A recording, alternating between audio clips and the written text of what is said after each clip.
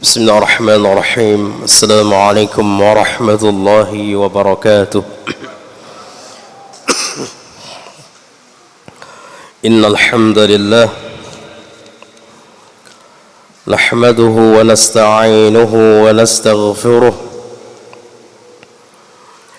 ونعوذ بالله من شرور أنفسنا وسيئات أعمالنا.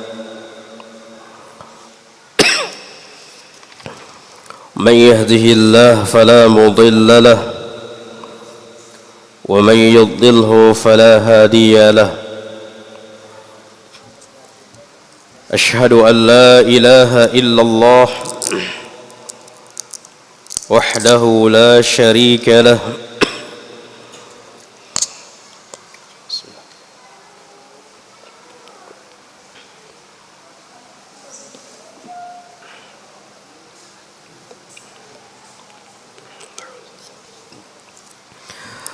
وأشهد أن محمدًا عبده ورسوله ولا نبي ولا رسول بعده. يا أيها الذين آمنوا اتقوا الله حق تقاته ولا تموتن إلا وأنتم مسلمون. أما بعد فإن أصدق الحديث كتاب الله وخير الهدي هدي محمد صلى الله عليه وسلم وشر الأمور محدثاتها وكل محدثة بدعة وكل بدعة ضلالة وكل ضلالة في النار. أحبتي في الله رحمني ورحمكم الله. Kembali kita melanjutkan kajian kitab tafsir di setiap malam Jumat. Malam apa ini? Hah? Malam Selasa. Subhanallah. Udah mau copot saja malam itu. Malam Jumat ya, malam Selasa ya. Kajian tafsir. Kita malam Jumat tafsir kitab apa?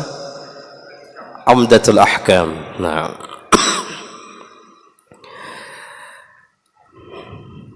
Kemarin kita berhenti di ayat yang ke-36. Insyaallah kita masuk malam ini kepada ayat yang 37. Kita selesaikan malam ini insyaallah sampai 40 ke ayat ke-40-nya. Baik. Setelah berbicara tentang kenikmatan-kenikmatan syurga yang diperuntukkan oleh Allah kepada orang-orang yang bertakwa,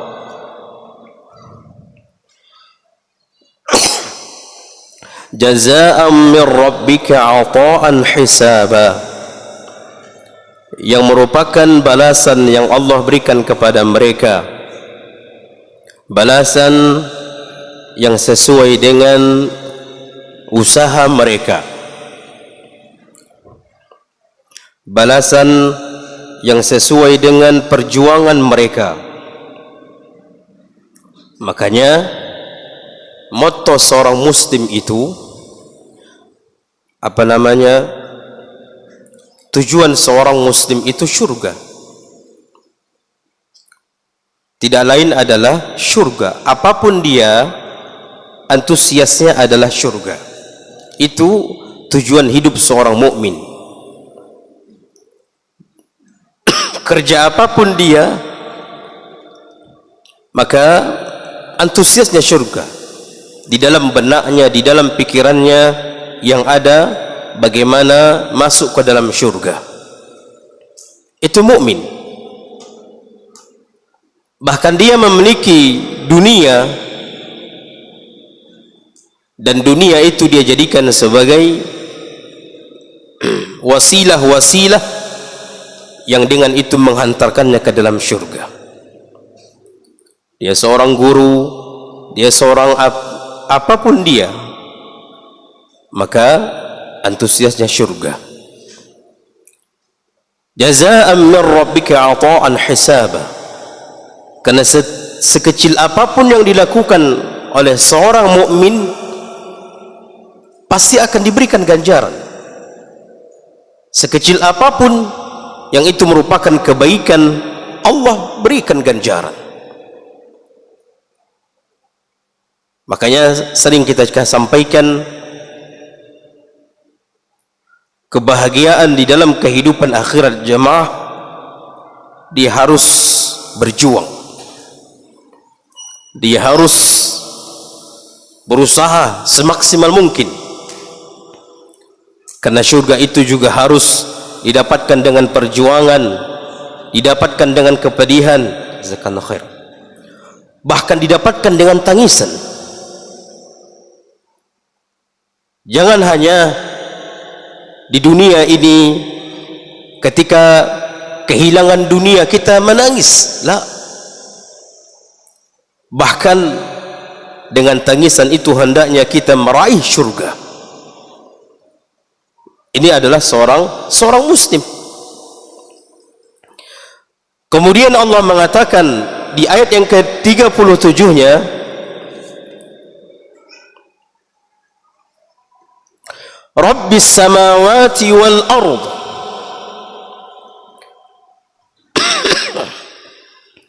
wa ma bainahuma ar-rahman la yamlikuna minhu khitaba. Rabbis samawati wal ard, Rabbnya seluruh langit dan seluruh bumi, wa ma bainahuma, dan apa saja di antara keduanya.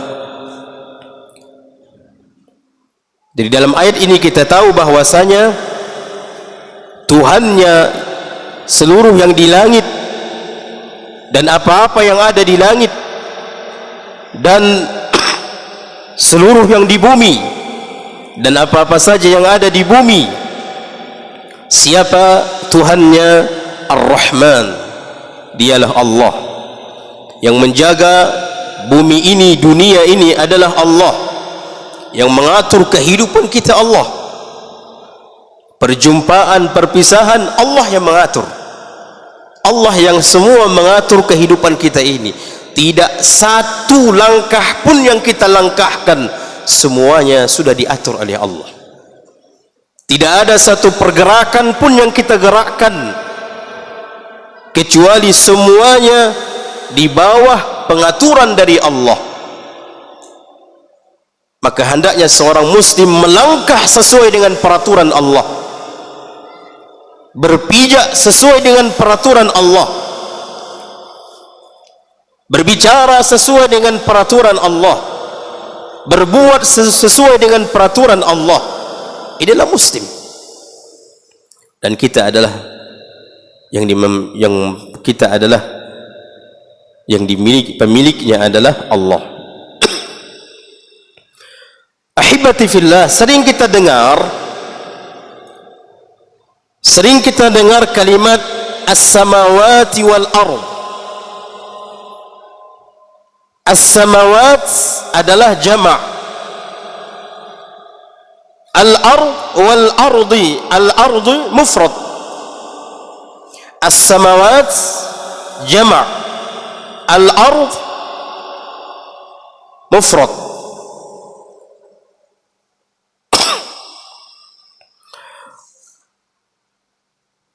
Kenapa berhadap ketika berbicara tentang langit memakai kalimat samawat? Banyak di dalam ayat-ayat Al-Quran dijelaskan, disebutkan di dalam Al-Quran kalimat-kalimat as-samawat.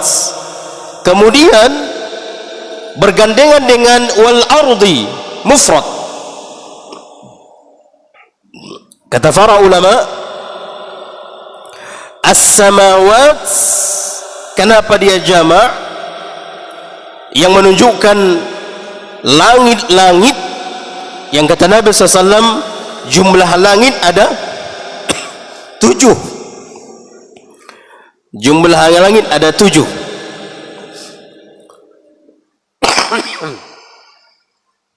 Demikian juga jumlah bumi juga tujuh lapis. Namun terjadi perbedaan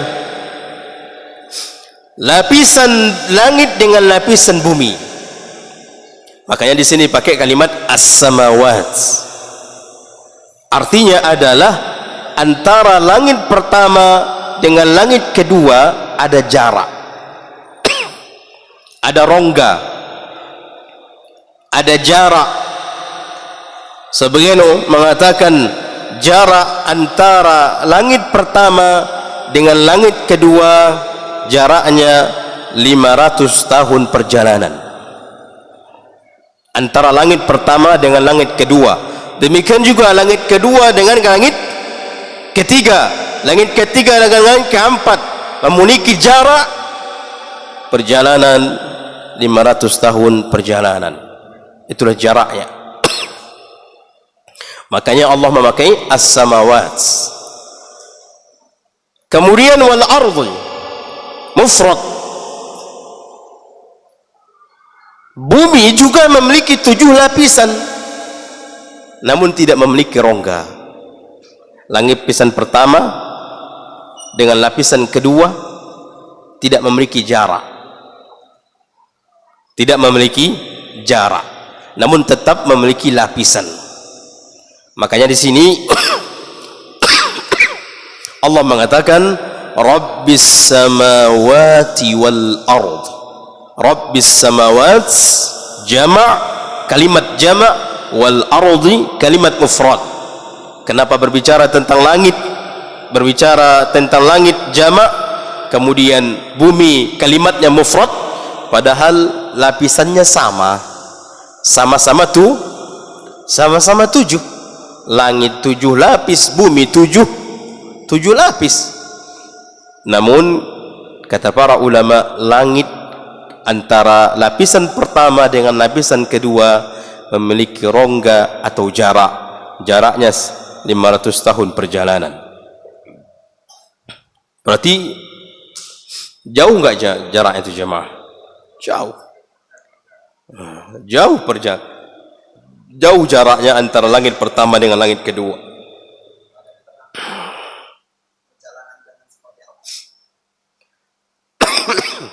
Nanti kita lanjut Pak ya. Kita lanjut dulu. La yamlikuna minhu khitaba.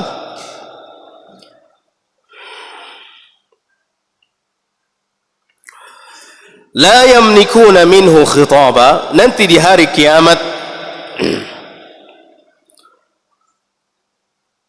maka tidak akan bisa berbicara.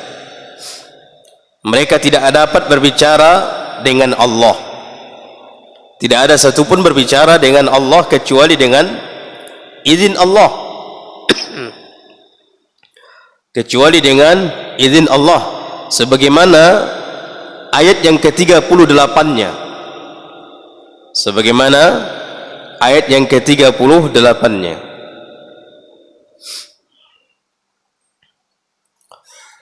Yang ke-38-nya Allah mengatakan, yauma yaqumur ruhu wal malaikatu saffa. Itulah hari yaqumur ruhu wal malaikah, berdirinya ruh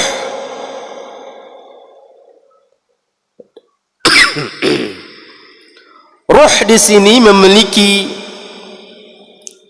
banyak arti. Al-Imam Ibnul Jauzi mengatakan ada 7 perkataan arti dari ruh. Ada 7 perkataan arti dari ruh. Yauma yaqumur ruh. Apa arti ruh? Di sini ada 7. Dikatakan oleh Al-Imam Ibnul Jauzi. Ada mengatakan jundun min junudillah, pasukan Allah. Pasukan di sini tidak tertentu ya. Terkadang di dalam peperangan dikatakan malaikat-malaikat itu turun, dikatakan pasukan Allah. Demikian juga terkadang makhluk-makhluk hewan juga diartikan sebagai pasukan Allah. Ya, tidak ditentukan, tidak tertentu dia. Pasukan apa maksud di dalam ayat ini?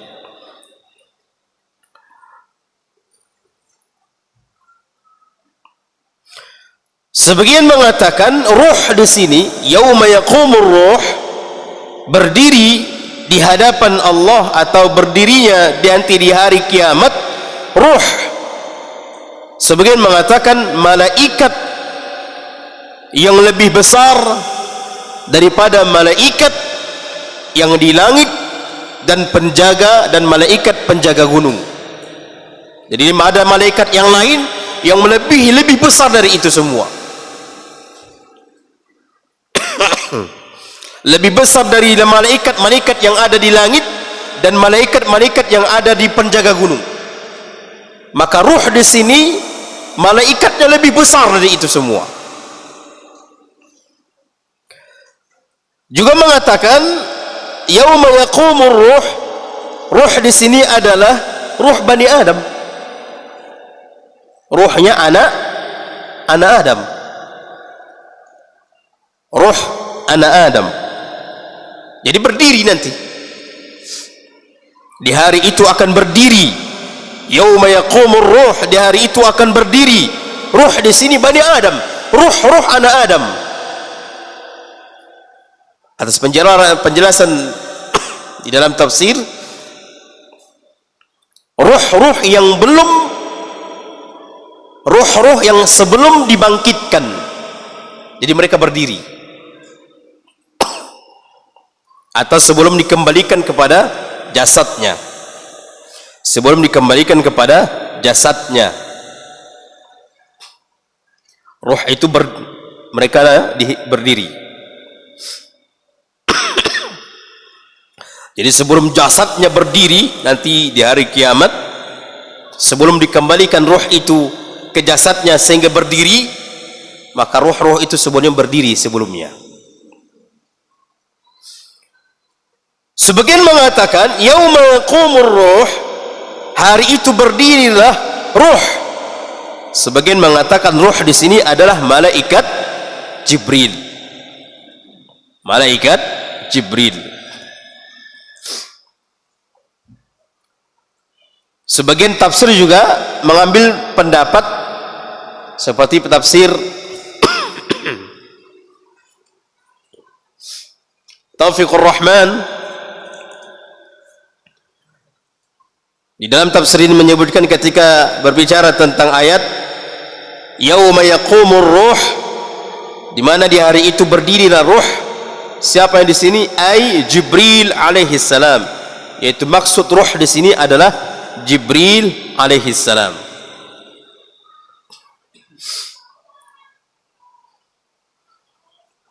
Sebagian mengatakan malaikat Jibril sudah disebutkan di dalam malaikat yauma yaqumur ruh wal malaikah. Makanya sebagian mengatakan ruh di sini adalah ruhnya anak Adam. Ruhnya anak Adam. Yauma yaqumur ruh wal malaikatu saffa. Seluruhnya akan berdiri. Dan juga malaikat-malaikat seluruhnya berdiri. Saffa, berdiri bersaf-saf.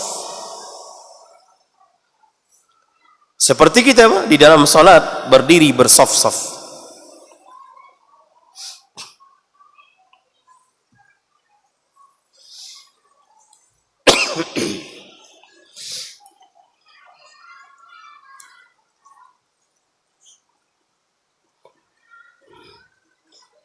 Termasuk juga ada penjelasan para ulama nanti malaikat itu turun dari langit ketika hari kiamat terjadi, maka malaikat-malaikat yang di langit turun dan mereka turun bersaf-saf, bersaf-saf. Turunnya malaikat itu bersaf-saf ketika di hari kiamat, terjadi hari kiamat. La yatakallamuna illa man azina lahu ar-rahman wa qala sawaba.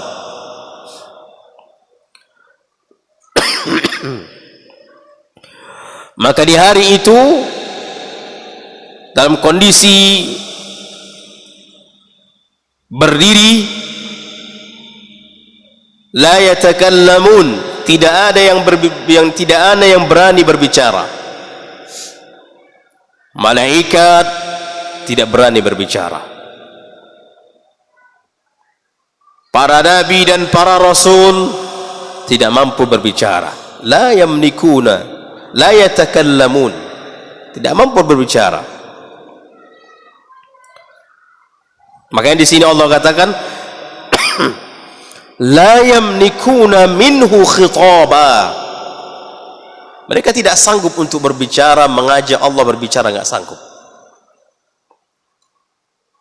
Tidak ada yang sanggup berbicara dengan dia Allah, nggak ada berbicara, nggak ada yang sanggup berbicara. Malaikat nggak bisa, para nabi dan para rasul tidak bisa. Mereka hanya berdiri diam. Malaikat, para nabi dan para rasul, manusia, jin.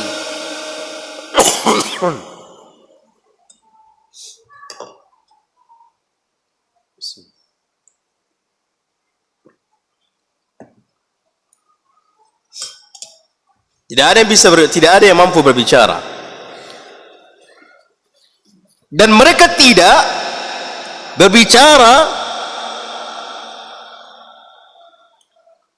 illa man azina lahu ar-rahman, kecuali diizinkan. Para malaikat tidak bisa berbicara kecuali diizinkan. Ingat kisahnya atau riwayat Nabi SAW ketika manusia datang berbondong-bondong kepada para nabi, Nabi Adam untuk meminta syafaat, Nabi Musa, Nabi Isa, Nabi Nuh,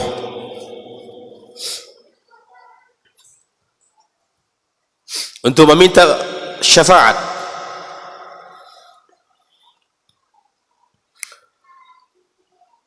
Terakhir mereka datang kepada Nabi kita Muhammad bin Abdullah sallallahu alaihi wasallam.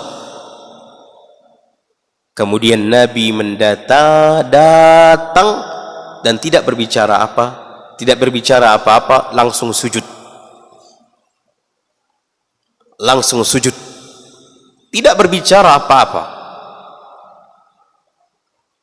Ketika ada seruan,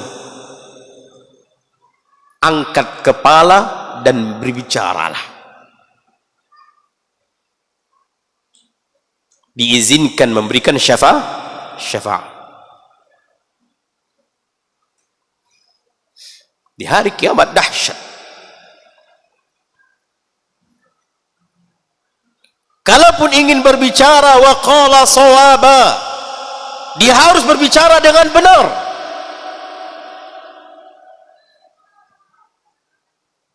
Karena dia berbicara dengan siapa? Dengan Allah. Kalau saat ini manusia berbicara tentang Allah berdusta, bisa-bisa saja. Kalau saat ini manusia berbicara tentang syariat Allah berdusta, bisa-bisa saja. Namun di hari kiamat, kalau diizinkan berbicara, harus dengan pembicaraan benar. Berbicara benar.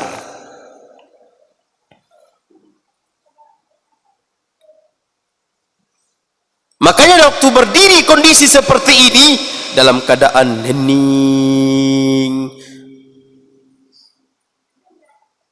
tidak bersuara.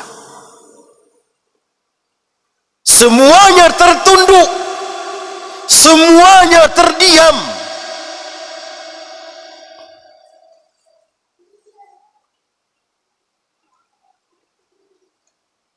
Bahkan disebutkan di tafsir yang dikarang oleh Ustaz Dr. Firanda, beliau mengatakan di akhir di membahas di ayat yang ke-38-nya, pada hari itu Allah sedang marah. Pada hari itu Allah sedang murka.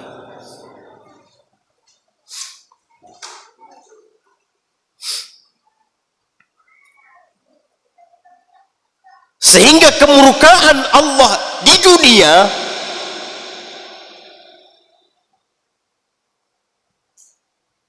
Allah terkadang murka kepada hamba-hambanya karena terlalu melampaui batas.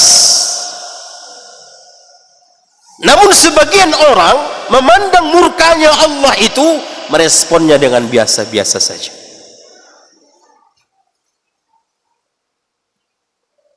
Dia respon murkanya Allah, marahnya Allah dengan menghancurkan bumi, dengan menghancurkan gunung, dengan menenggelamkan dengan banjir. Sebagian merespon biasa-biasa saja.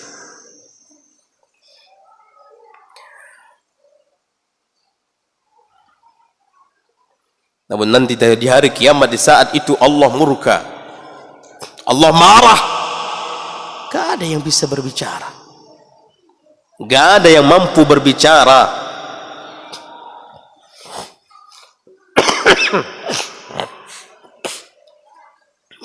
Maka itu hari dahsyat sekali.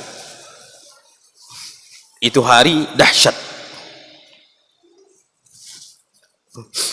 Makanya Allah sering mengulang-ulang di dalam Al-Quran ketika berbicara tentang hari kiamat, terus diulang. Al-Qari'ah, Mal Qari'ah, Wa ma adraka mal qari'ah. Diulang-ulang saking dahsyatnya, agar takut.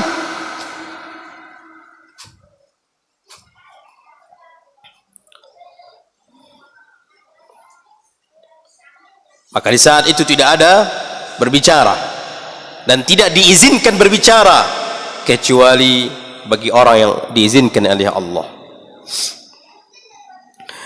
Zalikal yaumul haqq, itu adalah hari yang pasti. Kondisi seperti itu, manusia tertunduk, para jin, para malaikat, para nabi dan para rasul dalam keadaan terdiam, tidak mampu untuk berbicara. Zalikal yaumul haq, itu kondisi benar-benar ada, nyata nanti di hari kiamat, benar-benar terjadi.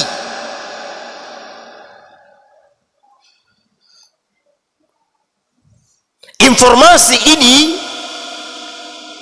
bukan hanya sekilas begitu sajalah. Zalikal yaumul haq, itulah hari nyata atau terjadi sebagaimana yang disebutkan di ayat sebelumnya.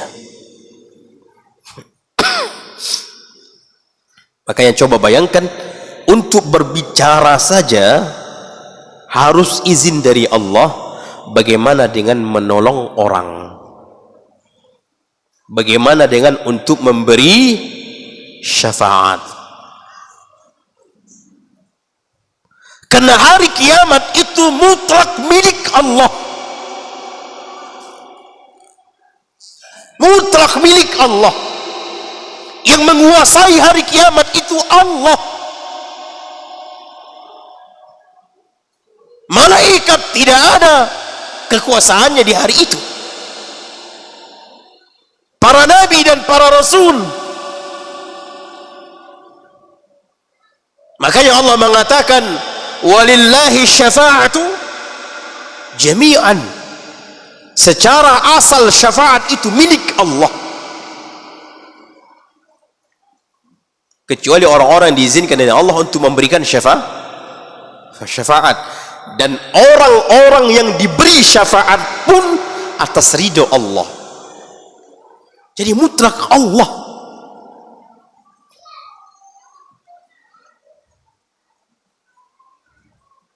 Siapa yang diazab di saat itu kekuasaan Allah, kuasa Allah. Siapa yang disiksa di saat itu hak Allah, hak Allah.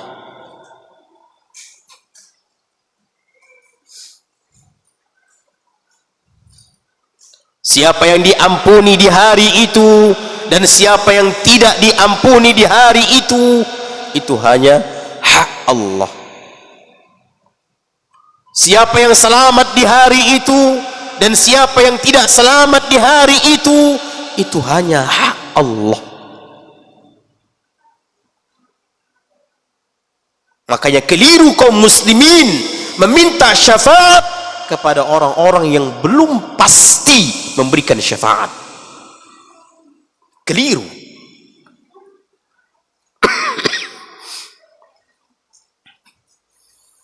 Apalagi katanya siapapun keluarganya di sini yang telah meninggal dunia nanti aman dengan si fulan. Di kuburan aman, di hari kiamat aman.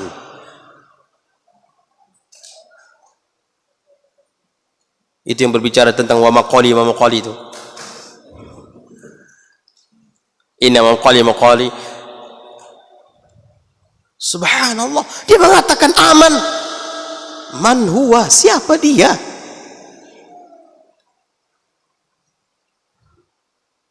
Di kuburan aman, di hari kiamat aman, dijamin.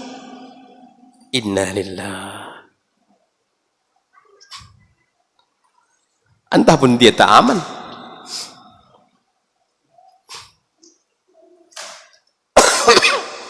Man rabbuka, siapa Rabbmu? Jawab aja si fulan, katanya. Ini syirkul akbar ini. Siapa yang menjawab man rabbuka si fulan, aman. Ya Allah, ini syirkul akbar, syirik besar. Nanti bapak ibu ketika ditanya nanti di alam kubur, man rabbuka, jawab saja si fulan, aman. Ya Allah. Man nabiyuka, jawab saja si fulan, aman. Malah murka, malah marah malaikat.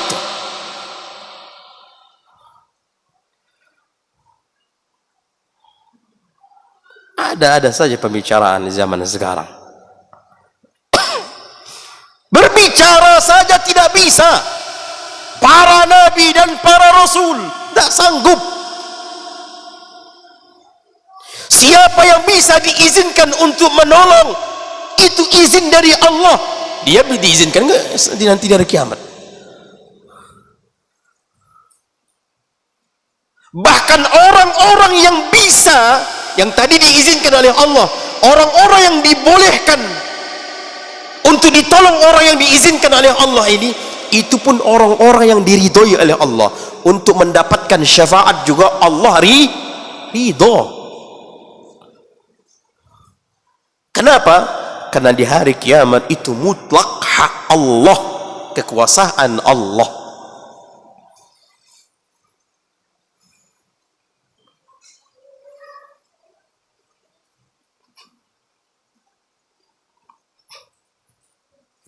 Dzalikal yaumul haq, itu hari pasti akan kita hadapi, pasti akan kita lihat, pasti kita akan rasakan.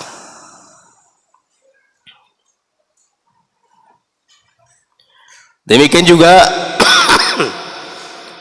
Dzalikal yaumul haq, hari itu adalah hari kebenaran. Artinya di dunia dikatakan salah, dia orang yang salah, nanti di akhirat dia menjadi orang yang benar. Nanti di akhirat yang benar, yang salah. Dzalikal yaumul haq, itu adalah hari kebenaran, sehingga benar-benar yang benar dihukumi salah di dunia, di akhirat kalau dia benar-benar benar, maka dia akan benar, akan diadili dengan kebenaran, akan dihukum di mahkamah Allah dengan kebenaran. Mana yang terzalimi dan mana yang zalim. Dzalikal yaumul haq, di hari itu akan dibongkar.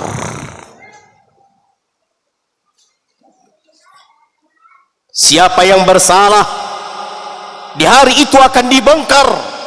Siapa yang benar, bisa saja dikatakan di dunia dia salah, namun benar di akhirat.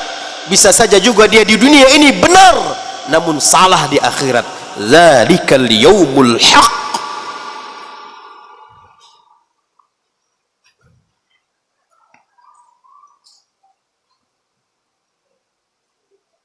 Faham ini jemaah? Hari itu akan hari kebenaran, diadili dengan sebenar-benarnya.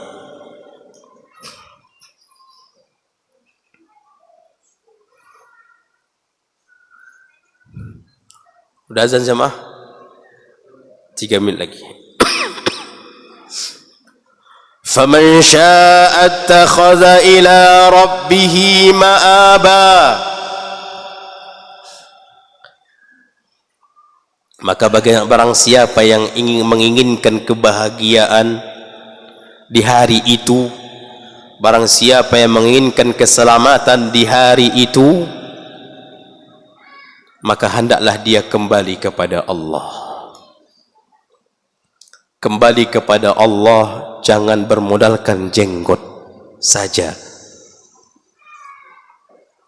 Kembali kepada Allah, jangan bermodalkan cingkrang saja.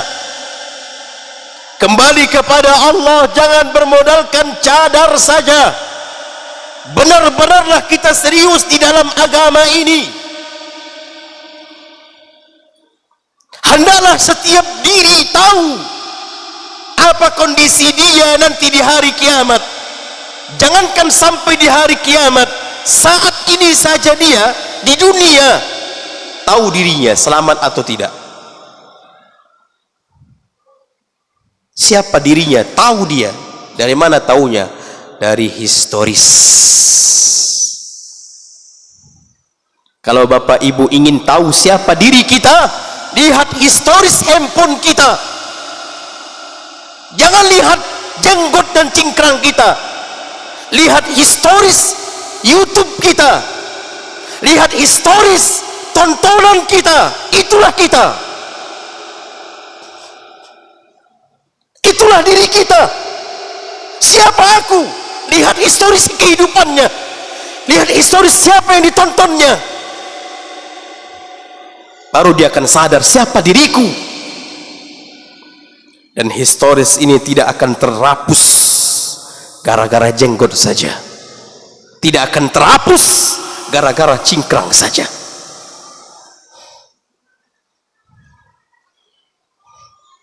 Apa gunanya berjenggot dan bercingkrang, tapi historis yang dia lihat, dia tonton di YouTube bermacam-macam, apa gunanya?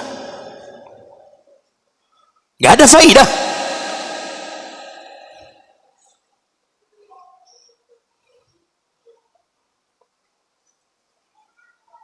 Siapa diri kita jemaah dalam beragama ini?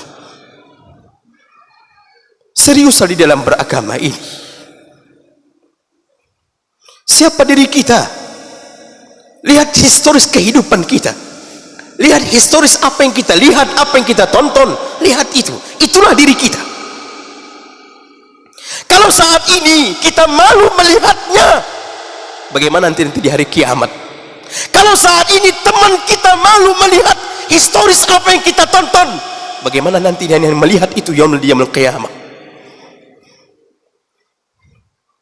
Apakah kita menganggap keselamatan gara-gara kita memiliki jenggot? Apakah kita menganggap kita selamat gara-gara kita sudah bercadar? Apakah kita sudah mengatakan selamat gara-gara kita celana cingkrang? La.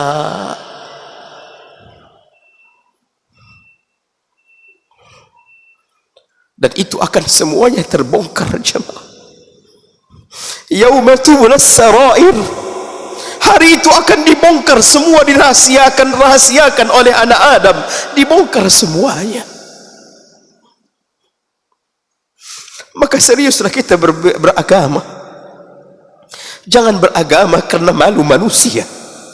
Jangan beragama karena manusia. Beragamalah dengan benar karena Allah. Bertakwalah kepada Allah fi sirri wal alaniyah. Bertakwalah kepada Allah di dalam kondisi kita dilihat oleh siapapun atau tidak dilihat oleh siapapun, kecuali hanya Allah. Bertakwa kita kepada Allah. Jujurlah di dalam ketakwaan kita kepada Allah. Baik. Ini tanggung jemaah. Kita tutup atau kita lanjutkan setelah azan? Satu ayat lagi. Baik, kita lanjutkan satu azan lagi. Baik, man muazin, kita azan dulu. Ahibati fillah rahimani wa rahimakumullah. Kemudian di akhir surah An-Naba, Allah Subhanahu wa taala mengatakan, inna anzarnakum azaban qariba. Sesungguhnya kami, yaitu Allah, telah memberikan peringatan kepada kalian, azaban qariba. Telah diperingatkan tentang azab yang dekat.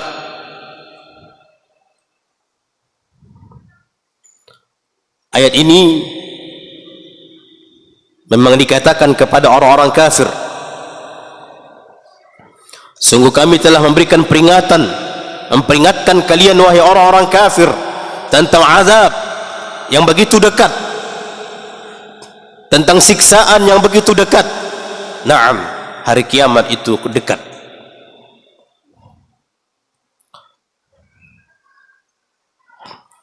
Yauma yanzurul mar'u ma qaddamat yadah.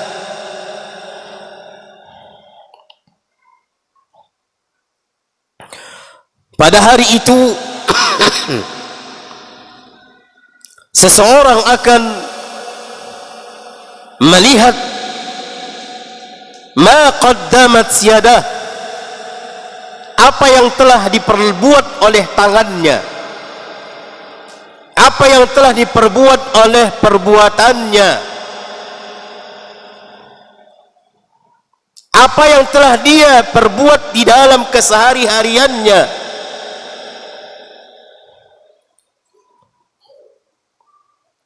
Memang ini diperuntukkan kepada orang kafir, dan juga bisa menjadi pelajaran bagi kita seorang muslim. Hendaknya kita berhati-hati jemaah di permukaan bumi ini, karena nanti kita akan melihat sendiri apa yang kita lakukan, nanti kita lihat di hari kiamat. Wa yaqulul kafiru ya laitani kuntu turaba. Dikatakan oleh Ibnu Jarir, qala Abdullah bin Amr, telah berkata Abdullah bin Amr, disebutkan oleh Ibnu Jarir, tatkala orang kafir itu melihat hewan-hewan yang ditunaikan bagi mereka qisas, bagi hewan-hewan juga ada qisas, ada qisas. Tatkala dibalas dikisos, terjadi qisas juga pada hewan. Tatkala ditunaikan qisas antara hewan satu dengan hewan yang lain, setelah ditunaikannya qisas, maka hewan itu menjadi tanah. Maka disinilah wa yaqulul kafiru ya laitani kuntu turaba. Maka di hari itu orang kafir mengatakan, alangkah baiknya sekiranya aku seperti itu. Yaitu ketika dikisas, atau ketika dihisab, atau ketika ditimbang, tahu dirinya celaka. Jika dia dirubah dengan tanah atau menjadi tanah, itulah yang mereka harapkan, sehingga mereka tidak merasakan siksaan tersebut. Namun keinginan mereka hanya keinginan belaka saja. Akan dibalas atas kesyirikan mereka, akan dibalas atas perbuatan mereka, akan dibalas atas pembangkangan mereka kepada Allah.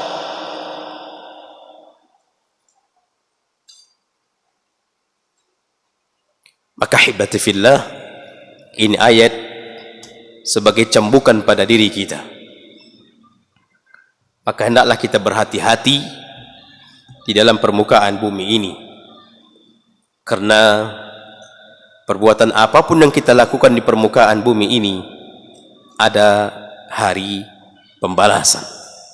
Maliki yaumiddin. Ada hari pembalasan, ada hari hisab.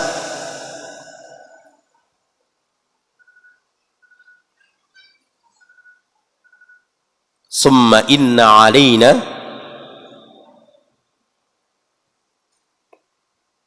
surah Al-Ghasyiyah akhir-akhirnya apa? Inna ilaina iyabahum summa inna alaina hisabahum. Kita akan dihisab. Ini saja, insyaallah pada kapan Allah takdirkan kita kembali untuk membahas tafsir ini, insyaallah akan kita lanjutkan pembahasan kita, insyaallah. Ini saya, sebelum kita tutup, silakan Pak tadi, Pak, tentang perjalanan tadi ya, tentang perjalanan antara langit pertama dengan langit kedua. Disebutkan bahwasanya seperti jauh perjalanan, jarak 500 tahun perjalanan. Jaraknya, lamanya seperti 500 tahun perjalanan. Berarti jaraknya tidak ditentukan.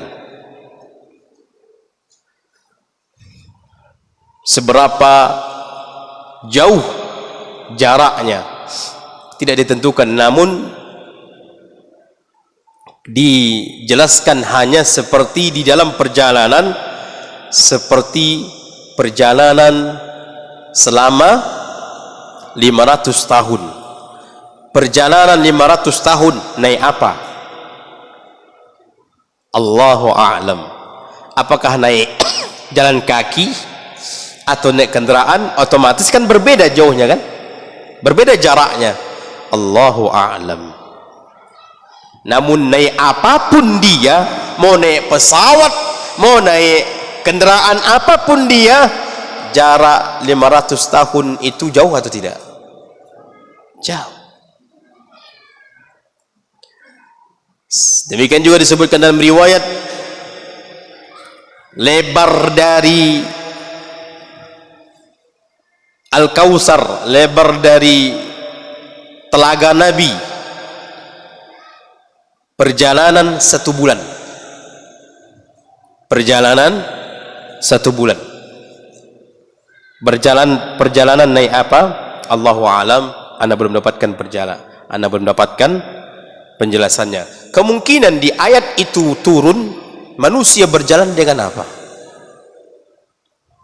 Kemungkinan akan dihitung dengan apa turunnya ayat ini, manusia pakai apa? Apakah di zaman itu turunnya ayat ini sudah ada pesawat? Belum. Berarti bisa saja jarak perjalanan 500 tahun perjalanan, berarti bisa saja terpakai onta. Karena kalau kita sesuaikan ayat itu turun atau kalimat-kalimat ini turun, hadis-hadis ini turun berbicara tentang masirah, jarak jauhnya di waktu itu hanya seperti itu kendaraan, kemungkinan paling minimal pakai kuda, karena di zaman itu juga sudah ada kuda. Wal 'adiyati dhabha. Nah, ini berbicara tentang kuda ini. Berbicara tentang kuda liar, kuda kencang.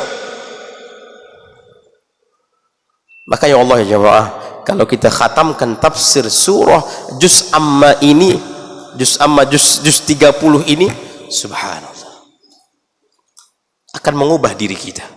Karena semua itu berbicara tentang akhirat. Mayoritas surah di dalam juz amma ini, mayoritas surah di dalam juz amma ini semuanya berbicara tentang hari akhirat.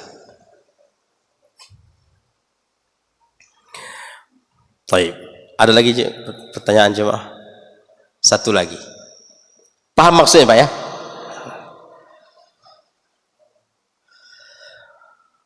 Alhamdulillah. Baik, kalau tidak ada, kita tutup dengan doa kafaratul majlis. Subhanakallahumma bihamdika asyhadu an la ilaha illa anta astaghfiruka wa atubu ilaik. Akhiru dawana alhamdulillahirabbil alamin. Wassalamualaikum warahmatullahi wabarakatuh.